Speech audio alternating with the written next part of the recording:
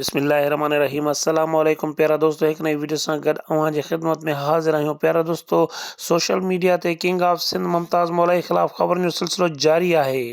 अॼु खां पहिरियां ख़ुदा बख़्श खोखर ऐं परियल मोगेरी पिणु मुमताज़ मौलवी ते इल्ज़ाम हणी चुका आहिनि ऐं हाणे वरी दुबई खां मुमताज़ मौलवी खे शाइरी ॾींदड़ मुमताज़ मौलवी जे हिकु बहितरीन शाइर मुमताज़ मौलवी ते इल्ज़ाम हणंदे चयो आहे त मुमताज़ मौलवी बोर्ड खां पोइ दुबई आयो हो ऐं उते अचण खां पोइ ख़्याल जो इज़हार कयई त मां सिंध जे बोर्ड मुतासिरनि लाइ कुझु करणु थो चाहियां। तंहिं ते असां सभिनी मुमताज़ मौलवी जी भरपूर हिमायत कई ऐं दुबई में बोर्ड मुतासिरनि लाइ कैंपूं क़ाइमु करे मुमताज़ मौलवी खे करोड़नि रुपयनि जो फंड जमा करे ॾिनो, जेको मुमताज़ मौलवी पाण खाई वियो आहे ऐं कंहिं माण्हूअ खे कोन ॾिनो अथई। फेसबुक ते हिकु शख़्स इहो बयानु ॾिनो आहे ऐं मां पाण खे मुमताज़ मौलवी जो शाइर सॾाए रहियो आहे ऐं पंहिंजा ऐं मुमताज़ मौलवी जा फ़ोटो पिणु शेयर कया अथई ऐं चीफ जस्टिस ऑफ पाकिस्तान खे इल्तिजा कई अथई त मुमताज़ मौलवी ख़िलाफ़ तहक़ीक़ कई वञे।